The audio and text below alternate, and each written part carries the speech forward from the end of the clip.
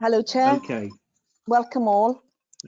I'm having a few telephone call messages coming through, so I think I'm actually in the civic offices, so Kath is going to deal with it. Maybe there are some members who are trying to get on. But first of all, then, if we can start the meeting as the chairman has asked to, some housekeeping points. The first one is obviously that this meeting will be recorded for uploading to the council's website, and that will be done as soon as possible after the meeting. Can we also ask that all present turn their mics off until they're invited to speak by the chairman? If you wish to speak, would you mind using the chat facility or raising your hand if you're on screen, because we are aware that not everybody will want to be on screen, and that's fair enough, that's fine. If there are anybody using the telephone or they need to use the telephone during the meeting because their connections go down for whatever reason, could you just indicate verbally on the telephone, you know, at an appropriate pause for us that you wish to speak? That would be great. With regard to voting on recommendations, if there is no dissent to any recommendation, the chairman will be happy to accept the silence as an agreement. However, should we go to vote, if you are on screen, obviously you can raise your hand or you can put something in the chat bar that you're happy with it or not. Or if we need to, the chairman will go through the list of members and get a vote individually. On the last point really is if during the meeting you have any connection issues at all and you're unable to come back into the meeting, just give us a call on the mobile number, on the telephone number that I've given you from my office, and one of us, myself or Kath, will get back to you ASAP. Thank you, Chair. Thank you, everyone. Thank you. Thank you very much for that, Karen. Okay, we now start the meeting. Apologies for absence. Any apologies? Chair, I've had no apologies. Thank you very much. All right, minutes of the meeting held on the 21st September. Are you happy for me to sign them? Yeah, and thank you very much. Okay, next, any declarations of interest? No. Okay, fine. We move on now to coronavirus recovery strategy, and I think Tom is presenting. Over to you, Tom. Thank you very much. Good evening, councillors. You've got a reference from Cabinet this evening for the coronavirus recovery strategy. I know, Chair, that you'd asked for fail. This afternoon's update from Public Health Wales, the 7-day rolling average up to the 18th of October is showing 51.7 cases per 100,000 in the population and positivity rate of tests undertaken. Just want to flag though that because of delays in receiving the test results from Lighthouse Labs, those numbers tend to get uplifted once those results are received. So they're not going to be entirely accurate, but that's the latest position that that we've got today. In comparison, that figure was 68.1 per 100,000 as the 7-day rolling average a week ago today, and 6.3% positivity. But we can see that it appears as though cases are beginning to plateau within the Vale. As I say, we need to wait an extra couple of days for those results to be confirmed. You've the recovery strategy in an appendix to the Cabinet report. The reason for bringing it to scrutiny committees is for you to consider the strategic recovery priorities that Cabinet have approved, and to identify if there is any particular areas of focus for scrutiny activity that you may wish to see as a committee in the coming months. I'm conscious that you as a committee have seen 2 iterations of the recovery work, so I wasn't going to go through the response and transition elements of the recovery strategy again, because those you're well versed in. I suppose it probably is worth drawing your attention again to the importance of the 3 phases, and I think as the Managing Director described in July, that those aren't necessarily linear, and we are now seeing ourselves move back from that transition to response again, and it's perhaps likely that we may see that several times. So the recovery strategy is a longer term focus. It's important as an organisation that we, as well as responding, also look at the longer term implications of coronavirus. And it's obviously particularly pertinent this week as we now approach a series of national restrictions again from Friday, which will cover the Vale as well. So within the strategy document, there's a section around recovery that the members may wish to refer to. I'm just scanning down so I can give you the reference. It starts on page 33. Within, if you're accessing it from the website. And we talked previously about the fact that this isn't a recovery back to a previous state for all services. It's going to take significant amounts of time. It does present opportunities to think about doing things differently. And whilst there's a great deal of uncertainty, there is also opportunity. And we talked to you in July and again in September about the cross-cutting recovery themes that have been identified, and that through a process of conversation and discussion with yourselves and with our staff, and PSB, we've looked to align those recovery themes with each of our 4 wellbeing objectives. What's different in the pack from what you've seen previously is a set of finalised community impact assessment information. That shows a huge range of different information and data from a series of sources, both international, national, Welsh, and also at a local Vale level, that's showing you the impact that coronavirus is having within our communities, with a particular emphasis on different parts of communities and the different protected characteristics.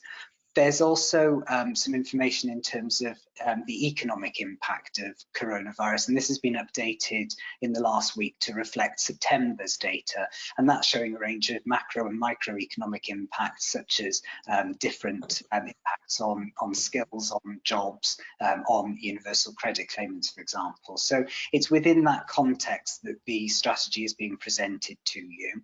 And as you'll remember, the Managing Director described a series of threats and opportunities for each of the wellbeing objectives in the context of coronavirus, and what they've led us to do is identify a series of strategic recovery priorities. By pure coincidence, there are 19 priorities in our coronavirus recovery strategy, and they span across the 4 wellbeing objectives, and they're set out in the appendix as well. The important thing, I suppose, is to demonstrate that some of these are going to be about immediately recovering from coronavirus. Others are going to be about how we use the learning or the opportunity that coronavirus has presented in order to set some strategic direction for the organisation. So that's set out in some detail in the recovery strategy. And as we discussed in September's meeting, our director colleagues now are putting together local plans to demonstrate their contribution to those priorities, and we'll be presenting to committee an update against each of those as part of your quarterly performance monitoring reports that you'll get on a regular basis up until the end of this year.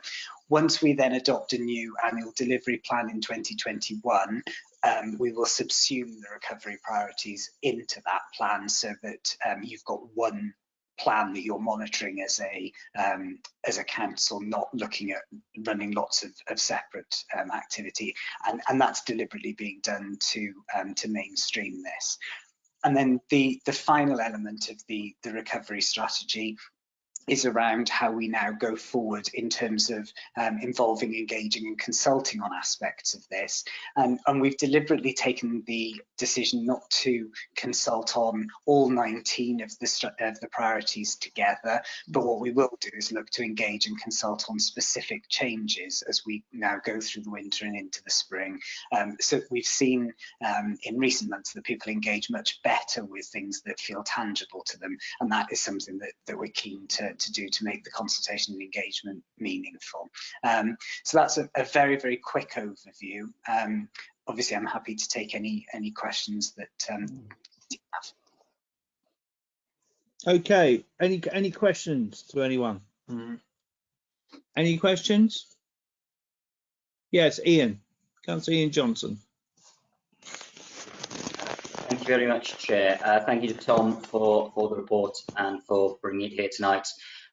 Obviously, this is an indication of the speed at which the situation changes, because this report was initially written prior even to the local restrictions which we've been living under in the Vale for the past 3.5 weeks, never mind the fire break that we have ahead of us for the next 2.5 weeks. So I thought that it was helpful to get the context of the figures at the start, but I think we need to go from a council position and also from a scrutiny position. We need faster updates, as it were. As I'm sure others do as well, I've been keeping a very close eye on the Public Health Wales figures that have been published, especially since we entered local restrictions. I think it's been very interesting that the Vale, unlike other places which have gone into local restrictions, has actually seen a plateauing and slight reduction in the numbers. I think Tom's right to point to the to lagging effects that come with the tests and the results that take place. But it's quite certainly happy and refreshing for me in one respect to see the Public Health Wales publish the medium super output area figures this week for the first time, which shows a very, very low number of cases in the last week in the Barry area and also in the Penarth area. So quite a fairly small number within our urban areas, which you might have anticipated would have been the areas with greatest prevalence. Where that's interesting for me is that Councillor Drake and myself were in a briefing on economic impacts in Barry earlier this week. And I made the point that there were 20 or so businesses on Halton Road that were no longer trading, that were trading this time last year of various sizes and presumably for various reasons. But it feels the impact of the national fire break is that lots of shops will be closing down, and I worry, given the signs that we've got in Bon Marsh and Peacocks, whether those will be reopening afterwards. You talked during your presentation there, Tom, about the tangibles and people understanding these things. For me, right now, as a local councillor, a lot of things feel very instant because I'm watching businesses and people who are concerned about where their income is coming from in the next couple of weeks. So I'll set out to you is the same sort of issues that we set out on Monday with Phil Chappell and others around Barry Town Centre, which were we have a 2.5 week break. What will the council be doing during that period? We then have a further 6 weeks until Christmas, which will perhaps largely look after themselves in many respects economically, but in other senses, how will that be impacting?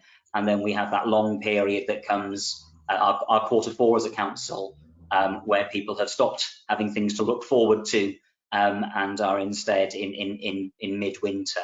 And I think that where this report was of its time in going to Cabinet and making a presumption, if not quite of a linear recovery, but of a recovery, I want to understand where our feelings are at as a council right now, given the changes that have taken place in the local and national picture in the 4 or 5 weeks since this went to Cabinet and was written.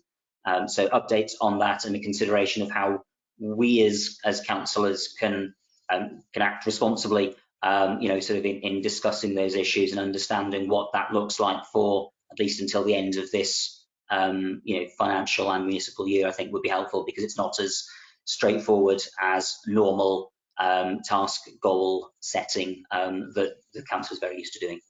Thank you, Chair. Okay, I'm going to take before Tom or anyone else responds from officers, I'm going to take more questions because I think that's a better approach, because we may end up with some replication. Ruba, do you want to speak next? Yes. Can you all hear me? Yes. Yes, very clearly. Okay. Yeah.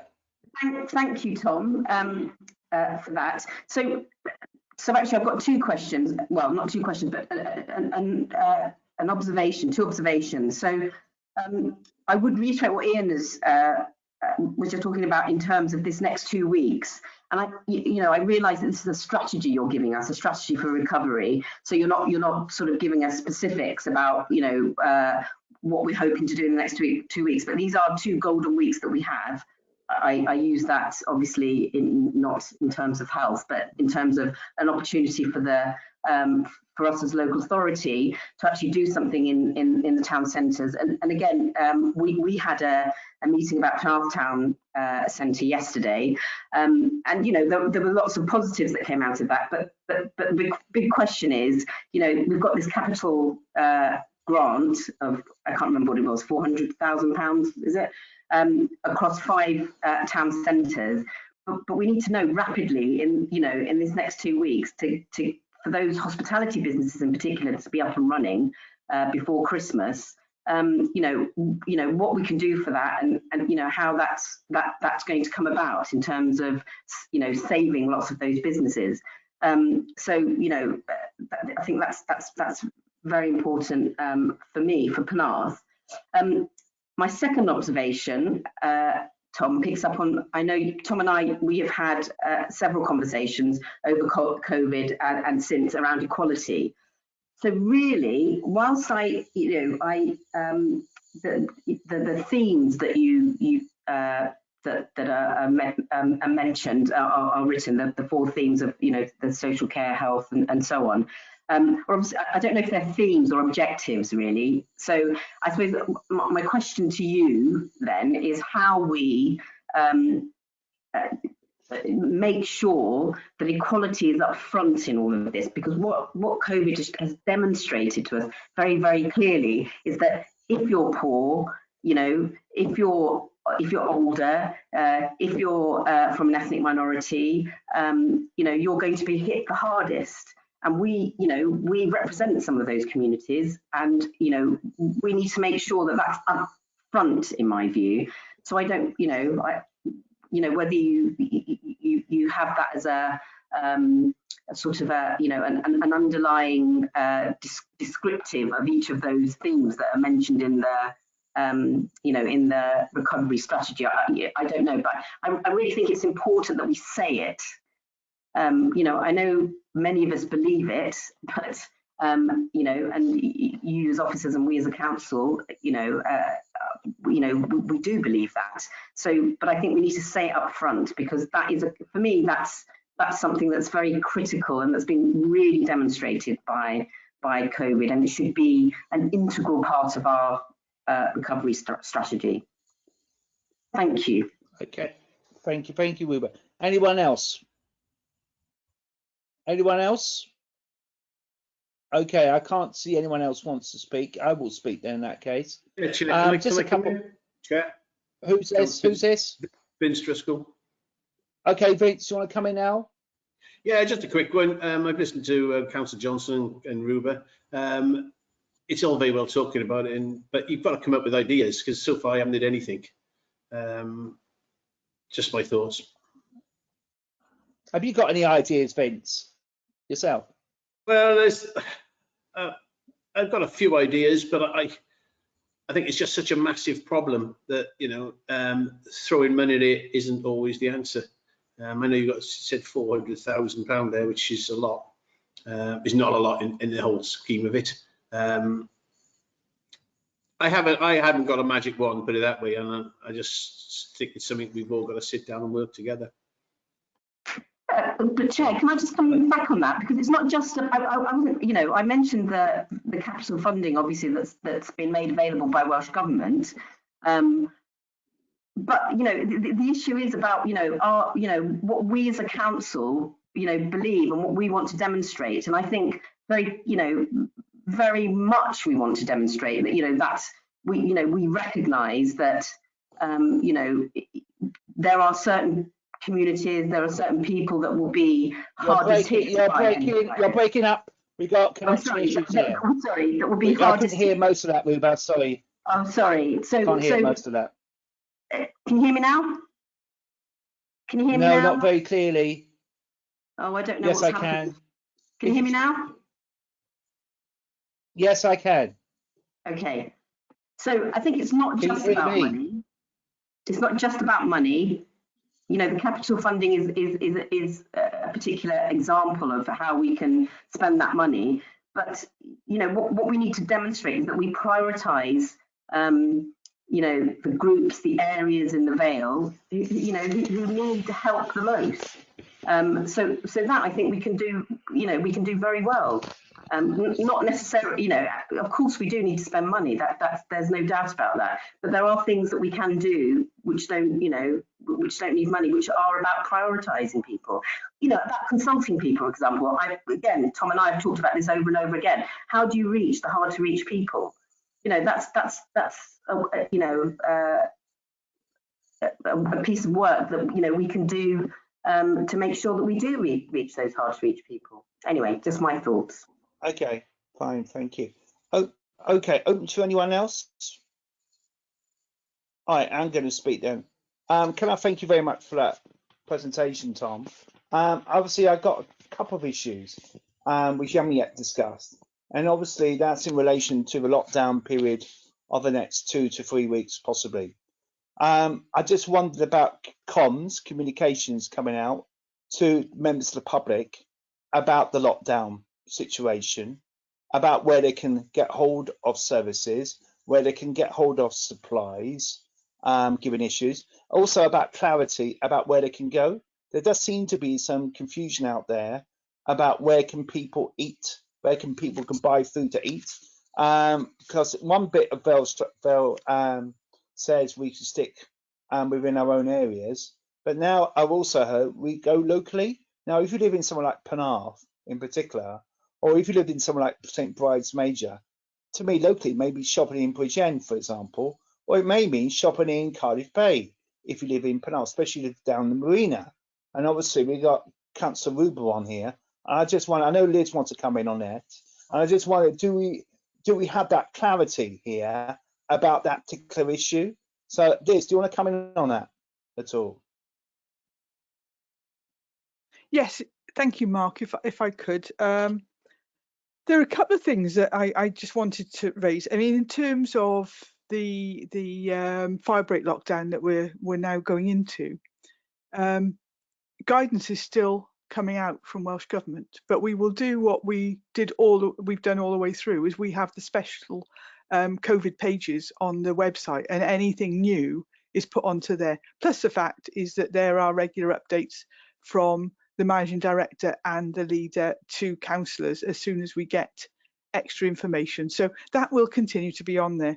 In terms of reaching hard to reach people, equalities, etc., we've done a tremendous amount of multi-agency work over the past 7 months. Actually, whether it be working with the health board, whether it be working with other local authorities, whether it be working with the voluntary sector, there are constant meetings and people, referrals between, and again the work that our schools have done in terms of helping to reach vulnerable families has been excellent. So we want to continue with that. Nothing's ever perfect. We've heard people say that nothing's perfect as at the moment, but what I would say is if you've got any ideas on how it can be better, then please don't wait for a scrutiny committee to say it's not perfect. Come up with some ideas, because nobody's got a plan for this. Nobody's got a blueprint. We're learning as we're going. We're trying to move forward. So far, the indications are that the council has done a pretty good job. But what I would say is, if you have got any better suggestions, please come forward. Don't just leave it. Lockdown. No, Can I just sort of say that lockdown brings with it challenges. So I would say, please give a little bit of a break to officers, some of whom got families and actually might want a couple of days off in half term next week. But we're back into repurposing. We're back into supporting our most vulnerable over the next couple of weeks. And so, we've got a whole load of business grants that are going to be coming down the line. So we can talk about our regen and economic development team, but they're the people that turn the grants round. And so, you know, they are going to be hand to the pump, making sure that any money that's available gets out to businesses over the next couple of weeks, because there's two different sources of funding that's got to be managed, and they will be providing advice as well as, where necessary, actually administering those schemes. In terms of needing to move fast, I totally agree. I would much prefer to make a mistake by moving too fast than by moving too slowly. But actually, we are a public body, and there is an issue of governance. And a lot of people have been involved with the councillor meetings that have been held by the town centres team to talk through what the consultants have come up with. And there's going to then be the local economic forums, so that businesses and town councils also have a chance to input. Now, I hate to say it, that's taken 2 weeks out. And it would be absolutely great if we could just talk to the consultants and say, well, yeah, we'll make a decision, and, you know, we won't talk to you. But that's not right. We should be talking to you. We should be talking to town councils, and we should be talking to businesses. Hopefully we can shave some time off the edges of some of that work and get stuff in. But what we can't do is we can't stop talking to stakeholders as we move forward in all this. So an awful lot of multi-agency work, an awful lot of talking to stakeholders. And I said, if you've got ideas, please come forward. Don't hang on to them, or don't just say it's not working. Help us to work out why it's not working and how we can make it better. Thank you, Chair. That's all right. Thank you, Liz. Tom, do you want to respond back on what members have been saying? Thank you, Chair. The Deputy Leader has covered some of those points to the question, so obviously I won't go back on those ones. But the point around the data that Councillor Johnson made in terms of getting that kind of richer picture of what's actually happening in terms of coronavirus, that's something that the Strategic Leadership Group, which is the Managing Director and the lead of this local authority, Cardiff Council, and also the Chair and Chief Executive of the UHB, discussed at their weekly meeting this morning. So we're looking at a range of different methods to get information out to the public in terms of the spread of coronavirus across Cardiff and the Vale, and consideration being given to how that can be presented, both in terms of maps, but also in terms of other types of information. And it won't come as any surprise that we continue to lobby about reducing the lag of test results to being received, because that's a really important indicator. In terms of the issues around well-being and support and what's going to be happening now for residents over the next couple of weeks, this is something that we've had lots of discussion about. It feels very different to March, when we saw supermarket shelves being stripped and there being a real shortage and difficulties in the availability of food. But actually it's more, it feels more about people's well-being, people having access to information and advice around finances and around housing, around mental health. So we've worked quite rapidly now to refocus the work of the crisis support team. That will be presented in a different way. It'll be presented as the Vale Heroes support team. It's being broadened in terms of its remit, so that information will be available to people in terms of adult social care, mental health, housing, homelessness, finance, benefit support, as well as general kind of community support services. That feels like the right response to the lockdown restrictions that we've got coming down the track this week. In terms of equalities that Councillor Sivanyanam raised, I think she's absolutely right, and the community impact assessment is probably the most detailed and focused piece of policy work that we've produced in this kind of way, and it does expose those issues of if you're poor, if you're from an ethnicity, if there are health inequalities that actually this virus has disproportionately impacted possible. And I think you can see that reflected in the recovery priorities, where we talk in education the need to particularly focus on children with additional learning needs, for example, where we talk about focusing our efforts and our activity in terms of deprivation. And one of the really the word is not positive, but one of the positive developments as a result of coronavirus has been the ability to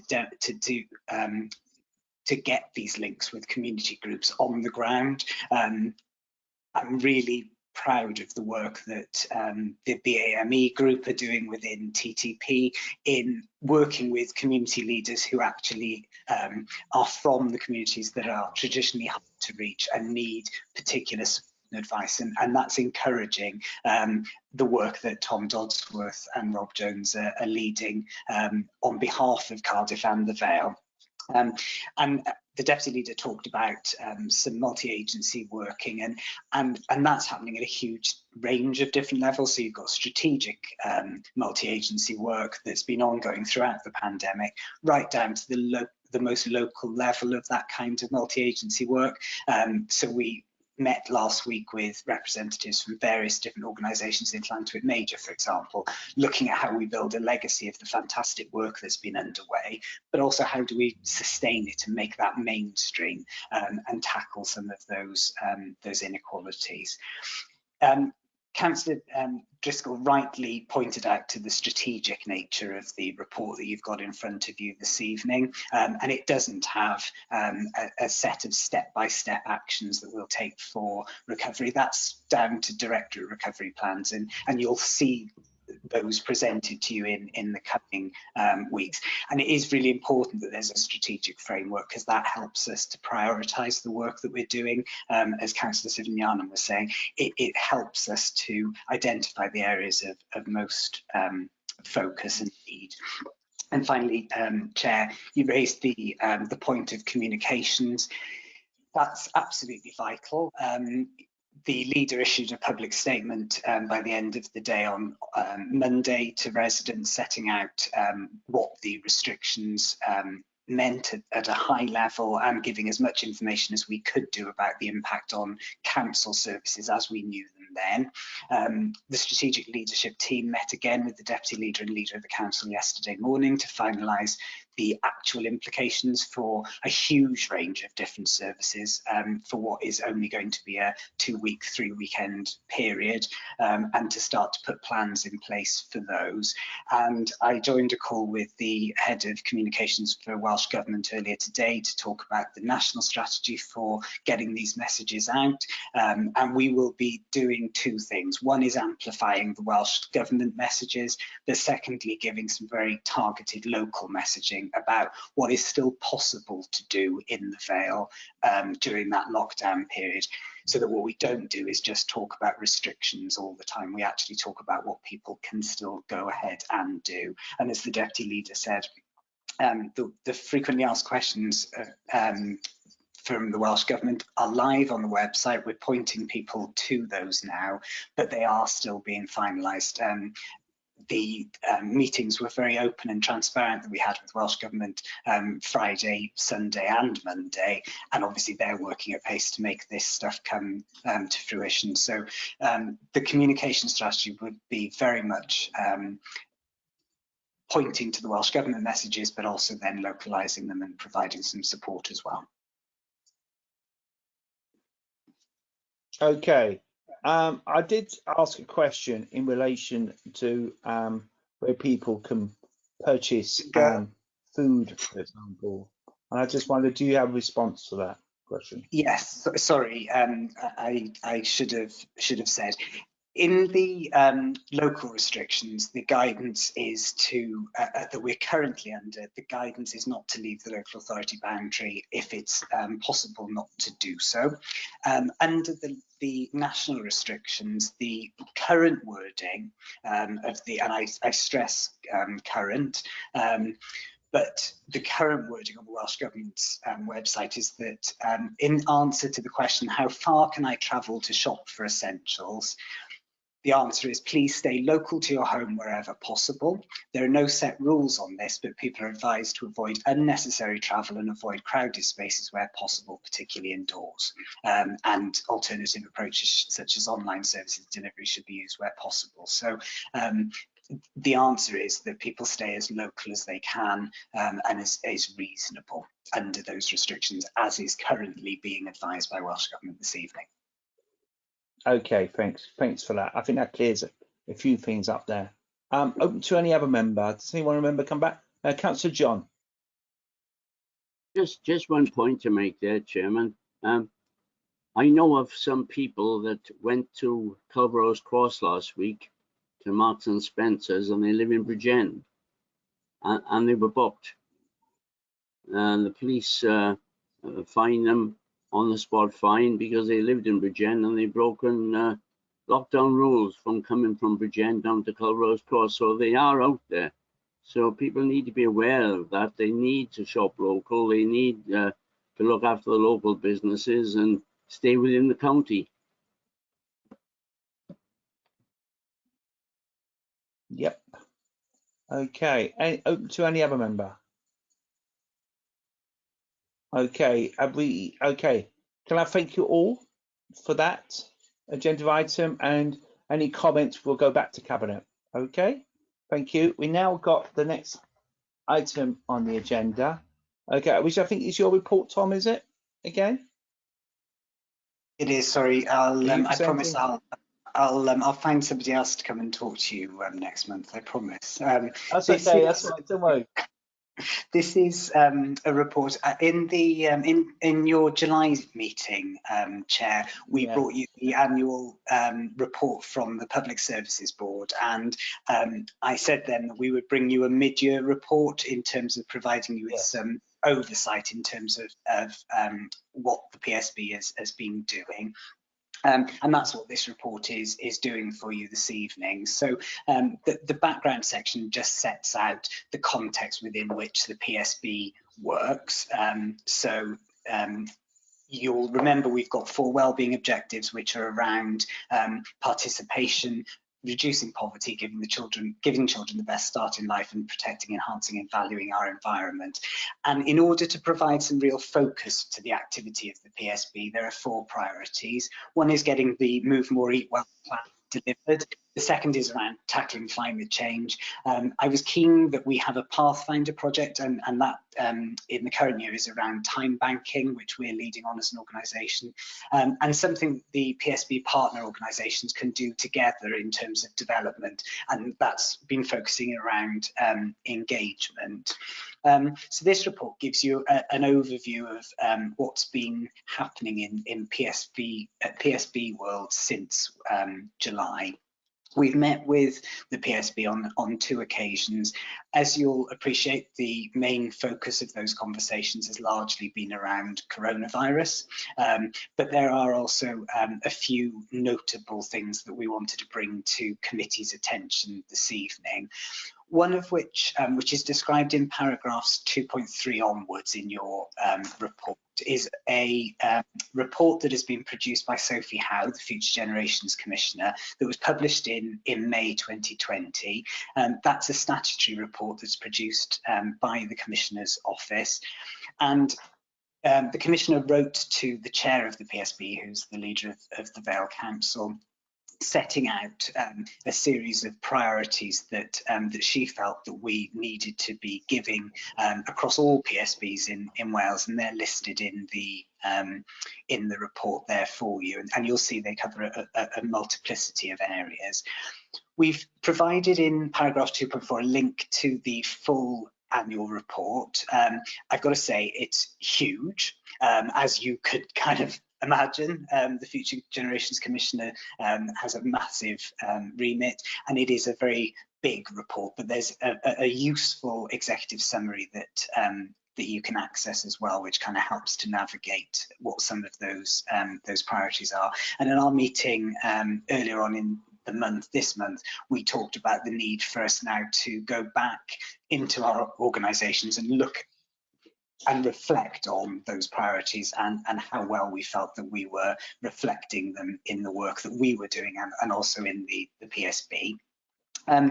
In paragraph 2.6, there's some information there about some funding that has been made available to the PSB.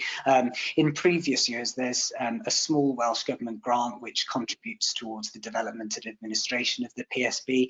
That's been repurposed in the emergency budget of Welsh Government. So this year, that's not available. So this funding from Natural Resources Wales is actually really timely. And the PSB signed off a series of projects. One which we're leading on, which is an outdoor education centre at Colcott.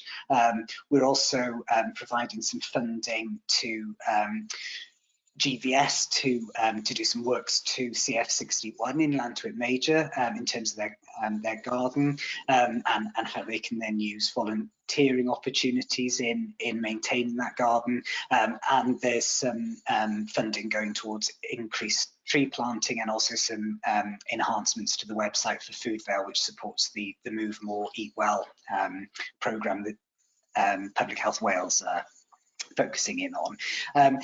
The main thrust of the discussion at October's PSB was how do we take on the next steps of coronavirus. The meeting was held very much in the context of seeing increasing cases, notably sharp increase in cases in Cardiff at that particular point of, when we met. So again, as Councillor Johnson was alluding to earlier, these things feel of a time, but the PSB talked about the need to think about that future generations report, what our priorities are, the various pieces of assessment work that we've done as a local authority, but I've obviously shared with our PSB partners in those community impact and economic impact. And we also had a presentation from Director of the Regional Partnership Board for the Integrated Health and Social Care Partnership. So we had a conversation about, we've got all these priorities, we've got a pandemic, we know that we've got these pressures, we know that we've got these challenges. What's the best way to try and align the work? And it was a really useful conversation, and there was lots of debate, and there was lots of discussion in terms of the best way to go about doing that. And the useful thing was that we'd had a conversation earlier on in the year about what we had all learned as an organisation or as organisations, and how did that map against those priorities. And I think the outcome from the meeting was that it felt that the priorities were the right thing to be progressing, but the actions and the activity that maybe sat behind them would be refocused given the context of where we are. And that would be things like time, where at the moment that kind of community participation in volunteering is actually quite difficult to achieve. So maybe we need to think about different ways of being able to support that activity. But things like Move More, Eat Well actually fit quite neatly with the coronavirus pandemic, and we've seen over the summer opportunities to increase physical activity. The challenge is now, as we go into darker nights, colder, wetter, how do we again further support people to be physically active? So the priorities felt right to the PSB. The resolution at the end of the meeting was that I was to go away and meet with the director of the RPB and try and sort out how that could kind of work, and then I'll be taking a report back to the December PSB meeting on some proposals for how we could better align the work of the two partnership boards. So that gives you just a bit of a feel for the work that's been happening since the annual report was presented to you committee in July. Thank you very much. Okay, I got Councillor Johnson who wants to speak on this. Anyone else wants to speak about this as well? All right, just start with Councillor Johnson then. Thank you much, Chair. Thank you much, Tom. I think you You put the finger on it when we discussed the tension between immediate action and long-term impact. I think that's the future generations agenda tension in a nutshell. That we want to think about what does these decisions mean for, you know, over a very long period of time when we're faced with firefighting. Obviously, the where the PSB is at is, you know, it's 2.5 years now since we adopted these you know, strategies and aims, which would under normal circumstances be an appropriate midway point in the programme to be considering exactly how successful they've been and what the metrics are for achieving some lofty ambitions. You know, with fairly limited resources, lots of organisations, but not necessarily an awful lot of money. I did laugh when I saw a 0.5k improvement for a website and thought 0.5k, is that just £500 then? In which case it's £500 rather than 0.5k, because I think we're now used to seeing money in billions and millions. So it's worth reminding people that sometimes this is actually a fairly small pot of money that we're talking about. Obviously, the Future Generations Commission's report is very big, as you'd expect for a statutory 5-year report, and goes into lots and lots of conditions. I think a couple of points I just want to pick up quickly on our PSB proposals.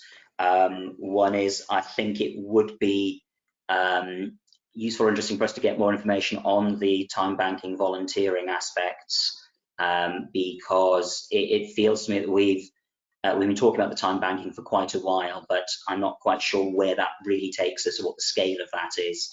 I'm particularly interested, not on the voluntary sector liaison committee anymore. I'm particularly interested to hear and understand the role of GVS within this, it's broader, on a broader scale, what they're playing. There's an awful lot of volunteering that goes on in an awful lot of ways. So how does the time banking proposals really fit in amongst that? And similarly, the Veil Heroes and the upscaling of that, or the integrating of that within wider net frameworks and networks that you were referring to earlier. On the Move More, Eat Well, I think you referred to it in your closing comments. That all sounds great in the summer months when we can go out and exercise less well in the winter months. Clocks changing this week. I'd be interested to know or understand in some level how that's supposed to operate in a more autumnal winter environment as we go forward. And my final point really was on the regional partnership boards, on the basis that very few people, if anyone, including the regional partnership boards, know what they're actually for. And so it's a question for me as to how you plan on mainstreaming understanding of those to anybody.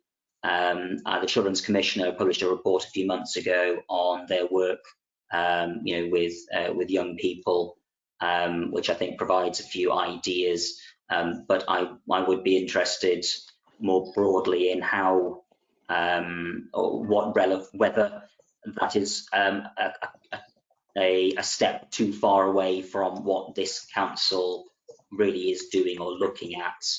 I mean, certainly I think there are overlaps perhaps there with the younger people, and maybe sort of health and social care or looked after children.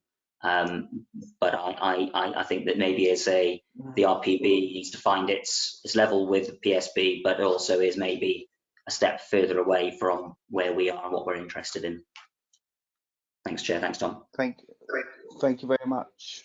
Okay, open to any other member. Does anyone ever member say anything about this?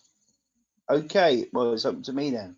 Okay, obviously you've got some very interesting slides in terms of the future focus of the PSB, and they are very, very ambitious, extremely ambitious, given the situation that we are involved in at the moment.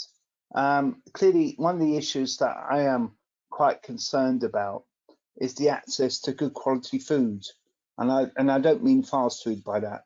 I mean access to quality food. And I just wondering perhaps how much engagement we are doing with this in terms of making sure that people have access to good food that is affordable and also will contribute to healthy outcomes.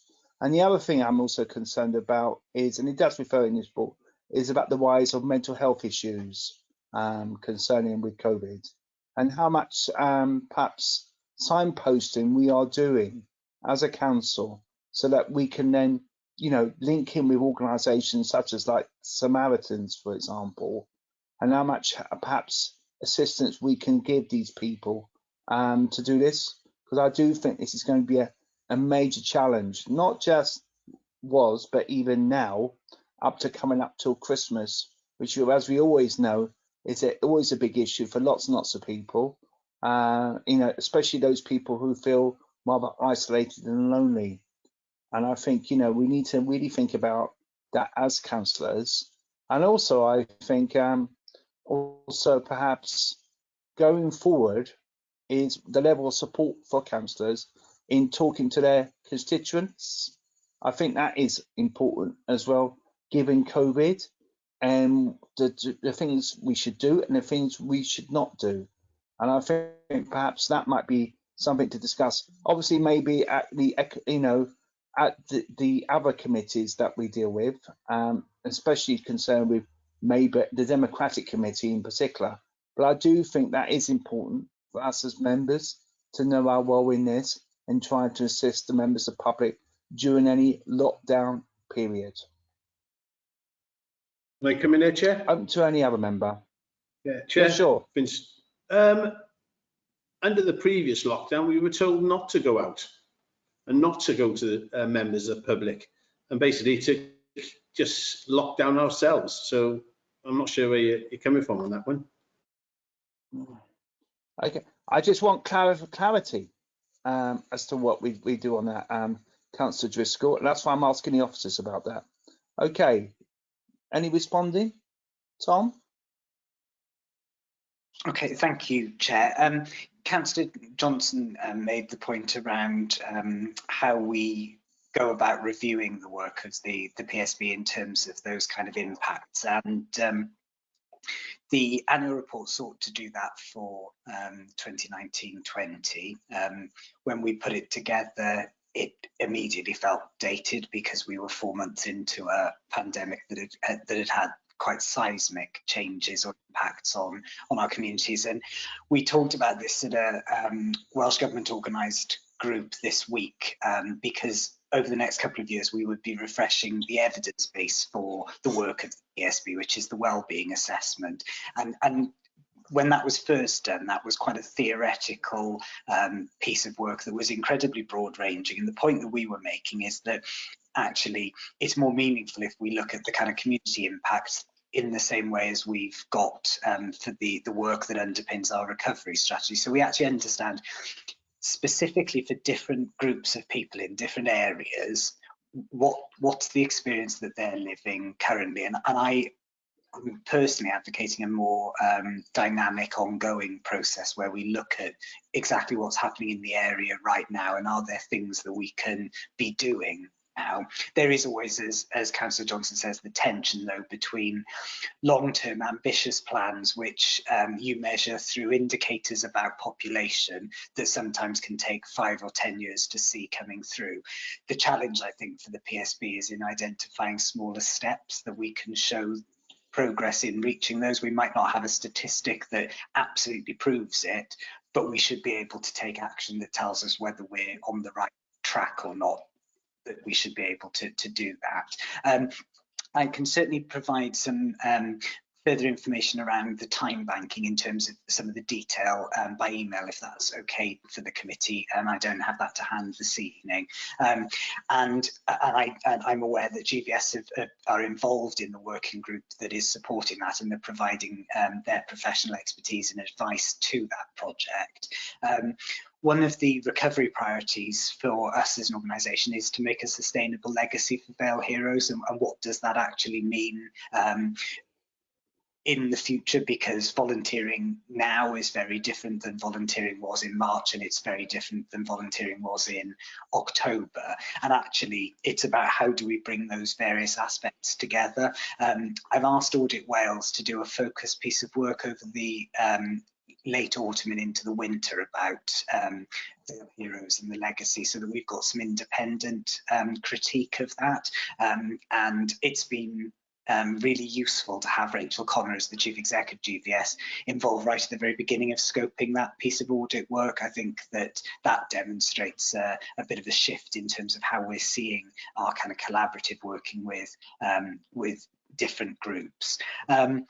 I can certainly find some information from my Public Health Wales colleagues as well about Move More Eat Well and what is planned now going into the autumn and into the winter within the current context. That's a programme that they manage, so I'll find some information and I'll send that on to you as well, Councillor Johnson, as soon as I can. And in terms of the sort of understandability of the RPB, I share the same thoughts. I think it's a very complicated environment that the colleagues are looking to navigate in that arena. Within the pack of the slides that you've got in the report today, there are 3 or 4 slides that came from the director of the RPB, and one of them is quite useful, I think, in trying to demonstrate how that work could be viewed, and it shows different life stages and different levels of intervention.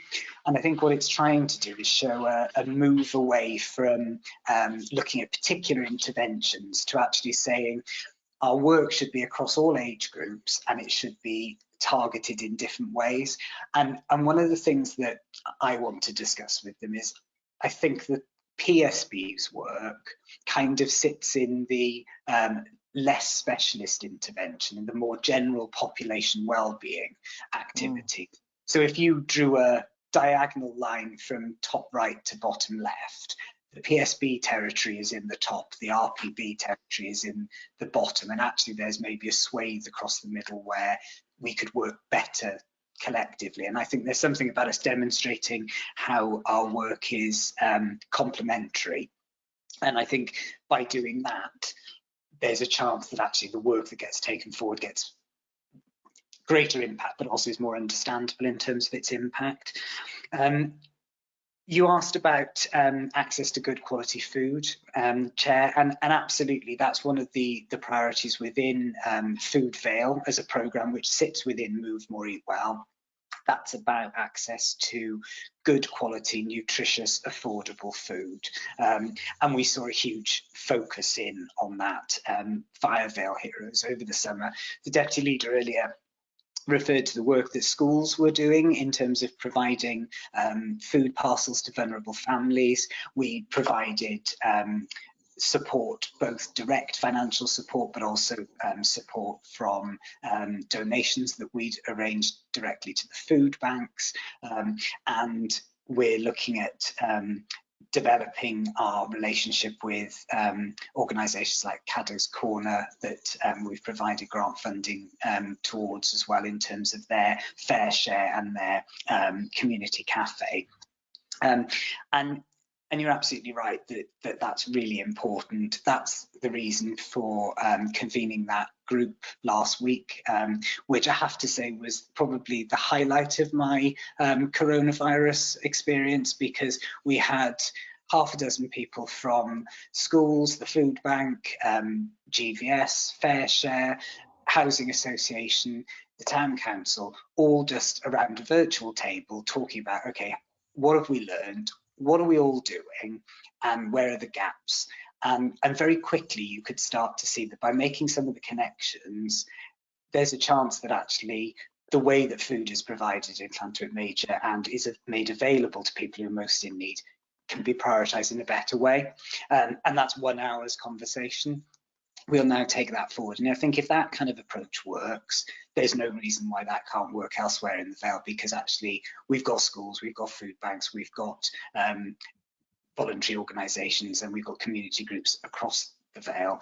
And if we can work together, that's the kind of approach, I think, to tackling some of those issues and starting to expose tackling some of the other deprivation issues as well, because everybody needs to eat, so we go in that route, but then we can build on it.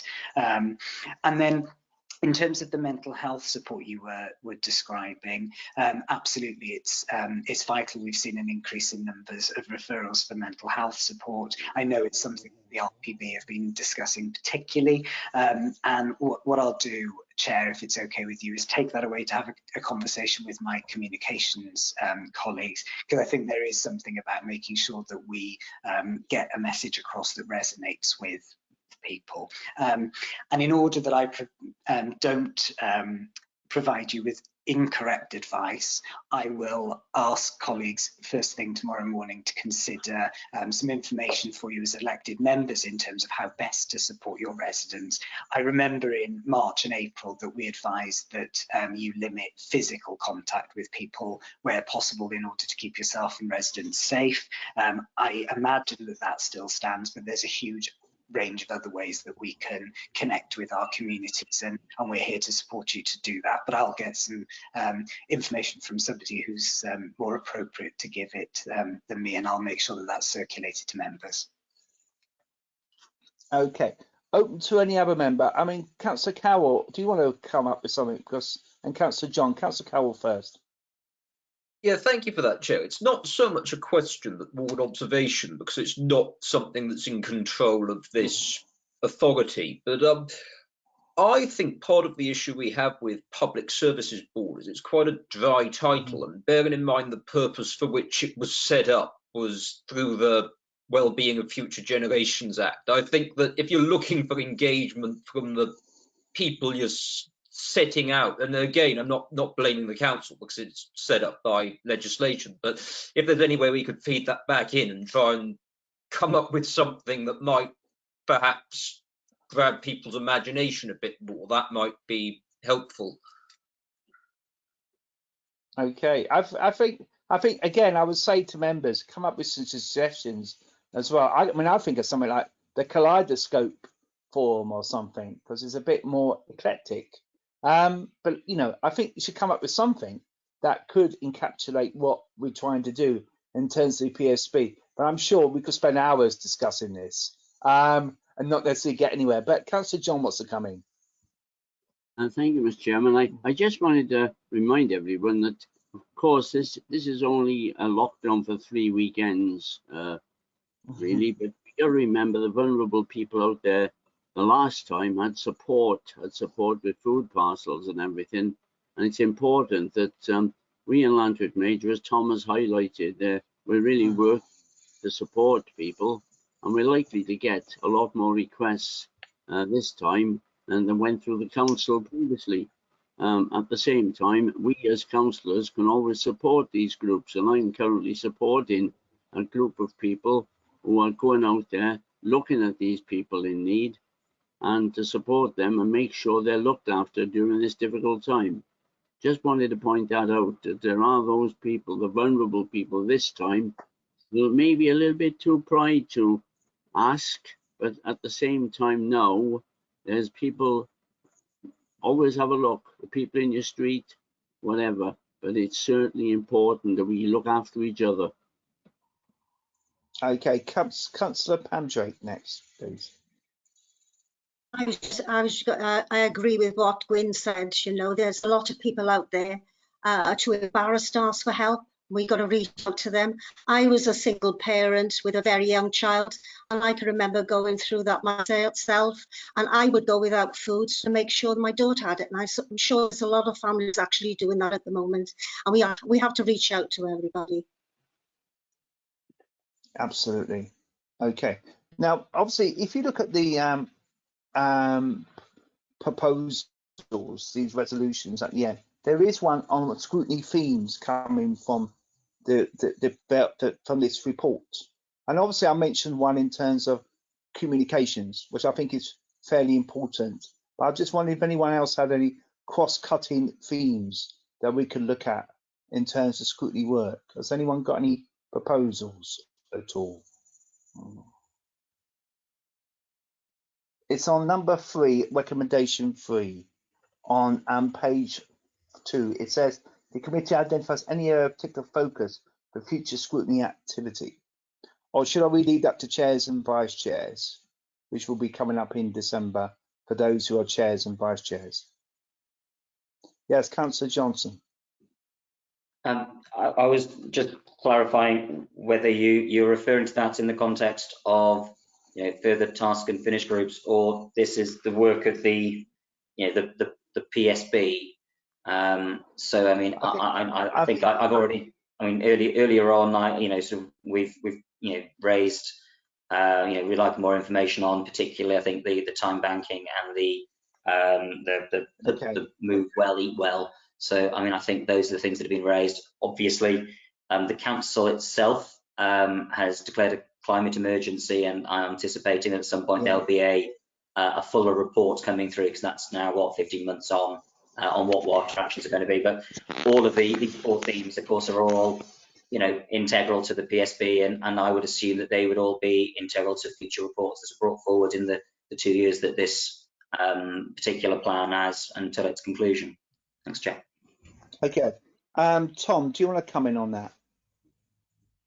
Absolutely. I was just going to make a suggestion then, if it might be useful to do that. Perhaps if I carry on bringing you a regular report, so if I look at bringing you a report again in another 6 months, what does that take us up to? If it's in another 5 to 6 months, that will give you an update in terms of progress, obviously notwithstanding providing some of the additional information I've promised this evening. And I think perhaps what we need to do is get into a rhythm of having these updates so that you're aware of the work that's underway. And then, as Councillor Johnson says, we will have reports on things like the climate change emergency that's been declared and a response by the council, and then you would see it in the context of the work that the PSB is doing. So we can do it in a more iterative way, that's fine. Okay, I think that's very helpful. Are we happy? Councillor Johnson, I'll come back. Yeah, so yeah, I mean, I agree with Tom's proposal there. I was just thinking back to previous presentations or previous discussions we've had on the PSB over the last couple of years, and one of the points that just struck me while Tom was talking was, I'm fairly sure at some point we suggested that it would give the PSB a little bit more flavour or relevance to us to actually see some of the members from different organisations, to give it that feeling of groups working together. So maybe it would be helpful to have someone from Public Health Wales come to talk about the sort of the activity stuff, so that we get a flavour of what they feel are doing. So rather than Tom being the voice of the PSB back to us, that those people can come and explain what they've been doing and how all of these things interact from their perspective, rather than just having it all at a step away from us. We're a scrutiny committee, but we are the committee that looks into what the PSB does, and so I think it'd be helpful to have those voices come directly from the PSB, maybe, rather than just Tom. Not that I have a problem with just Tom talking, but it might be helpful to get a bit more flavour and character from some others. Thank you. No, I think that's a good suggestion, Councillor Johnson, that we do have a few people from outside the Vale Council to speak to us. No disrespect, Tom, because I think you're doing a sterling job anyway. I'm sure we all think that. Okay. If it's okay with you, Chair, then I'll arrange for some colleagues from Public Health Wales to attend a meeting early in 2021 to give you an update on Move More Eat Well. That's probably I think that'd be really, to start. I think that'd be really helpful.